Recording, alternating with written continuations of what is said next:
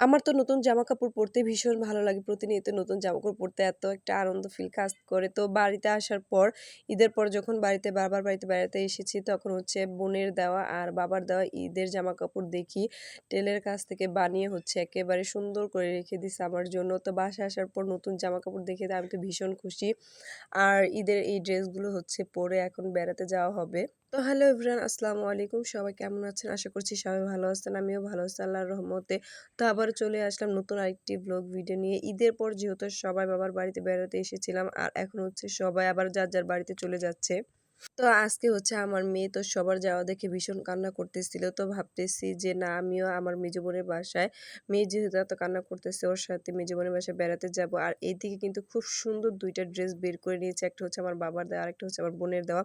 তো ২ টা ড্রেস বের করে হচ্ছে দেখতেছিলাম যে কোনটা পরে বোনের বাসায় যাব। আর ঈদে নতুন ড্রেস পরে কোথাও ঘুরতে যেতে বা কোথাও বেড়াতে যেতে কিন্তু ভালোই লাগে আমার কাছে। এদিকে অনেক হাসি, আনন্দ আর সুন্দর মুহূর্তগুলো যেন কিভাবে চলে যায় খুব তাড়াতাড়ি। তো এই তো মনে হচ্ছিল যে কিছুদিন আগে হচ্ছে সবাই এসেছিল ঈদের পর বেড়াতে বাবার বাড়িতে, আর এখনই হচ্ছে বাসায় চলে যাচ্ছে যার যার বাসায় সব বোনেরা।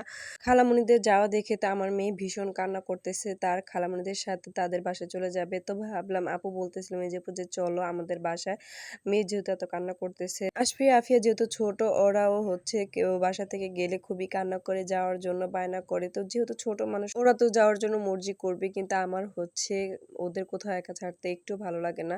ওরা যেহেতু খুবই ছোট, একটু চিন্তা লাগে। আর মা মানে এরকম, এখন হচ্ছে আমি ভীষণ বুঝতে পারি যে আমার মা আমার জন্য এইরকম, মানে আমাদের ভাই বোনদের জন্য এরকম চিন্তা করে। তো ওরা যদি একা একা কোথাও যায়, আমার ভীষণ চিন্তা হয়, এর জন্য কোথাও যেতে দেই না। আসফিয়ার কান্না দেখে তো ওর খালামণি ২ টা আইসক্রিম কিনে আমার ভাগ্নের সাথে পাঠিয়ে দিছে ২ জনকে খাওয়ানোর জন্য। তো এখানে হচ্ছে খাওয়া-দাওয়া শেষ, আইসক্রিম তারপর হচ্ছে সে কান্না করতেছিল যাওয়ার জন্য। তো ফাইনাল হচ্ছে আপু বারবার বলতেছে যে এত কান্না করতেছে, চলো আমাদের বাসায় ২-১ দিন থেকে তারপর চলে এসো।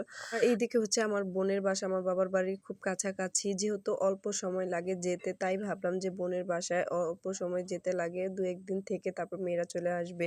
তো আমিও চলে যাচ্ছি আজকে বোনের বাসায় বেড়াতে মেয়েদের নিয়ে, বোনের সাথে। এক অটোতে হচ্ছে আমরা আসছিলাম, আরেক অটোতে হচ্ছে আমার বোনেরা। তো বোনের অটোটা হচ্ছে আগে চলে গেছে। তো আপু হচ্ছে আগে যেয়ে তাদের ঘরদুয়ারটা তালা খুলছিল। আর এইদিকে হচ্ছে আপু ২ জনকে পাঠিয়ে দিচ্ছে আমাদের এগিয়ে নেওয়ার জন্য। তো ২ টা বাবু হচ্ছে খুব সুন্দর করে আফিয়াকে আর আমাদের ব্যাগটা এগিয়ে নিয়ে যাচ্ছিল। আর এইদিকে দেখেন আপুদের এলাকাতে এত পরিমাণ বাঁশের গাছ, মানে এটা হচ্ছে বাঁশ ঝোপ বলা যায়। বাঁশের চারদিকে যেন বাঁশে ঘেরা এলাকাতে, আর এত পরিমাণে ঝিঁঝি পোকা ডাকতে থাকে, সারাদিন রাত ঝিঁঝি পোকা যেন কানের গুড়ে ডাকতেই থাকে। তো ফাইনালি কিন্তু আমরা আপুদের বাসায় চলে আসছি। আর এইদিকে হচ্ছে ২ মেয়ে তো খুনসুটি করতেছে। তো এই তো কথা বলতে বলতেই কিন্তু চোখের পলকে আপুদের বাসায় চলে আসলাম। এত কাছাকাছি থাকলে কিন্তু ভালোই হয়। ঝটপট করে আসাও যায় আর তাড়াতাড়ি চলে যাওয়াও যায়। এইদিকে আসফিয়া আফিয়া তো এসে তার ভাইয়ের গাড়িতে বসে সুন্দর করে চালাচ্ছিল। বাড়িতে আসার পর আপু হচ্ছে এখানে লাচ্ছা সেমাই একটু ভিজিয়ে নিচ্ছিল খাওয়ার জন্য। আজকের ভিডিওটা এই পর্যন্তই। সবাই ভালো থাকবেন, সুস্থ থাকবেন। দেখা হবে পরবর্তী ভিডিওতে। আল্লাহ হাফেজ।